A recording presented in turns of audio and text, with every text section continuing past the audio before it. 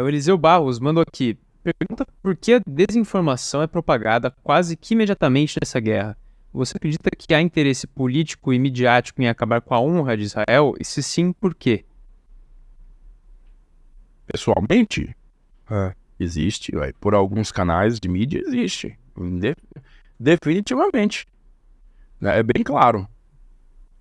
Vai me perguntar as fontes. Agora eu não sei que te dá fontes, né? Mas eu percebo isso. E da parte do Hamas, Da mesma coisa. Da parte do Hamas, o Hamas é uma força hoje tão moderna quanto qualquer outra dessas que a gente viu, por exemplo, na Ucrânia. sei. Né?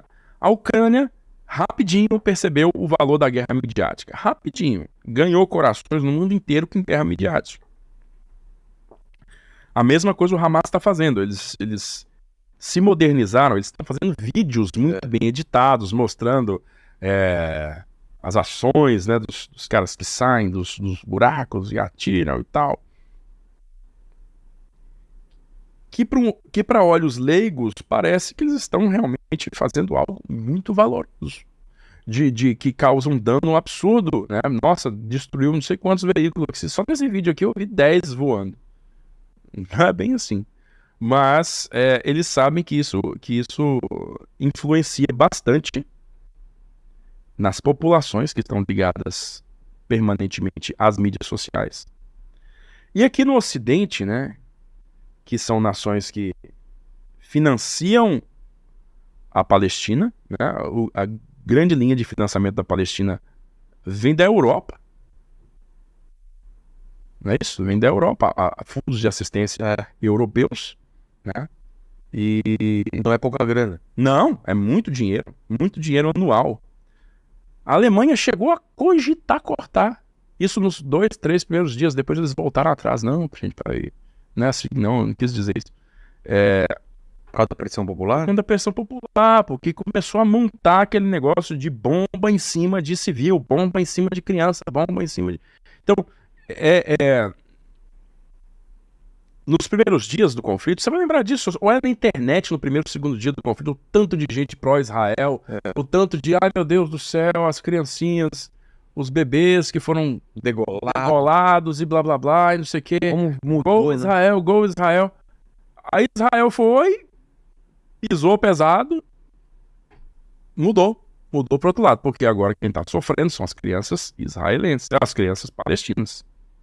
Não é isso? Os vídeos que a gente vê dá pena de cortar o coração daquelas criancinhas feridas, chorando, né? Sem esperança nenhuma. E isso mudou a opinião pública. Por que é tão importante mudar a opinião pública de países ocidentais? Por quê? Porque países ocidentais são, em sua maioria, países de regimes democráticos, países que recorrem a eleições, né, para definição de liderança.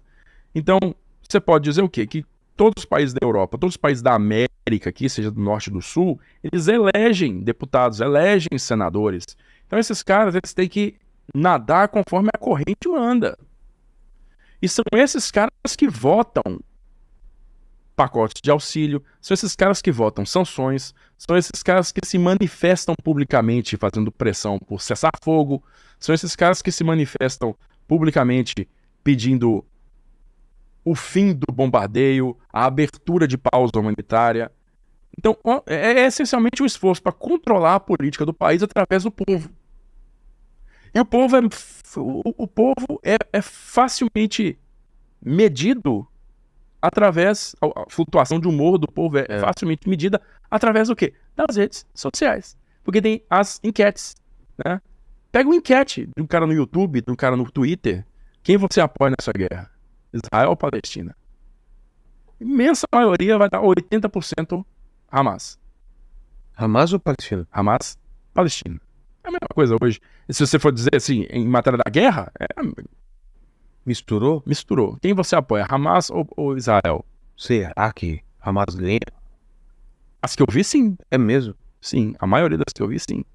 Por fim, se você compreender qual que é o cenário, né, por que a guerra se transformou nisso, lá nos anos 50 era no meio do deserto, que basicamente é o terreno de guerra perfeito, porque não tem ninguém, né? Exato. As pessoas adoram a guerra no deserto, porque você não mata ninguém que não está diretamente envolvido. É a guerra mais perfeita que existe. Então, muda para um cenário desse, de guerra dentro de cidade, guerra dentro da casa das pessoas. É o terror, né? Terror absurdo. Mas se você pensar, né, a natureza dessa guerra, ela é uma guerra de acordo com de acordo com os postulados, né, do Hamas, das outras organizações Hezbollah, esses caras votam, né? Votam, eles juram ação não é pela instalação do Estado palestino, é pela destruição do Estado de Israel. Eles não admitem que haja... Não admitem que haja dois cara, não é pra ter Estado de Israel, entendeu? Então o Hezbollah, é claro, não pode ter Estado de Israel. Você não pode ter Estado de Israel. Cara, Vilela, não gosto de Vilela. Tem um cara ali fora com a faca na mão, não gosto de Vilela, velho. Se sair aqui, eu mato ele. O que tu faz? E aí? E aí? Se você sair aqui, eu te mato. Tá do lado e fora do portão. Tá do lado e fora do portão. Se você sair daqui, eu te mato. Uma hora essa situação vai desequilibrar pra um lado ou pro outro. Não vai? Então, tá vendo? É um tema extremamente difícil de falar. Difícil de se manifestar, porque você é facilmente mal compreendido. Total. Todo mundo que fala a respeito disso tem que colocar aqui uma opinião. Você tá defendendo um lado, você tá defendendo o outro. Você é a favor de morte de criança? Você é a favor de morte de criança? Você é antissemita? Você quer a morte dos judeus? Você quer a morte do... Não. Cara, eu não tô nessa vibe de discutir essas coisas. Eu tô te dizendo que eu vim aqui falar hoje, né? Foi tentar elucidar para vocês qual que é a razão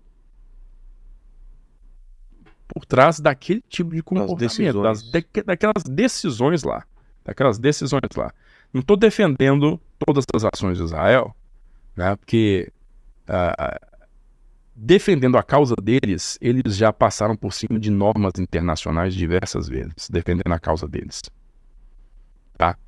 Então, se você tomar uma abordagem puramente legalista, você vai reprovar Israel em diversos pontos. Tá? Se você for tomar uma abordagem personalista, ou seja, tentar entender o que o povo, né, judeu sionista defende, né, guarda como sagrado, é a manutenção do direito do Estado de Israel existir, entendeu? Porque de jure ele existe. A maioria da ONU concorda que ele existe, tem relações diplomáticas. Pouquíssimos os países que não têm. Mas, cara, existem organizações armadas que trabalham com financiamento de nações desse grupo pequeno que não aprova, que vai dizer que você não existe e que você não tem que existir. Mesmo depois de... Tem cara dando grana, 70 anos. Grana e abrigo pra esse cara que tá com a faca lá fora. Tá com a faca lá fora, tá dando óculos de visão noturna, tá dando informação, a hora que você sai, a hora que você... Quer dizer, pô, você fica pensando assim, como é que eu vou resolver essa situação? Como é que você vai resolver essa situação? Então, é permanente, não adianta você tentar acalmar o sujeito, que o sujeito tá lá te jurando de morte. Então, porra, é uma situação extremamente complexa, por isso que eu digo, falar disso é um tema espinhoso. É um tema espinhoso porque você tem que obrigatoriamente, os caras esperam que você tome um lado. Toma um lado aí, né? Então,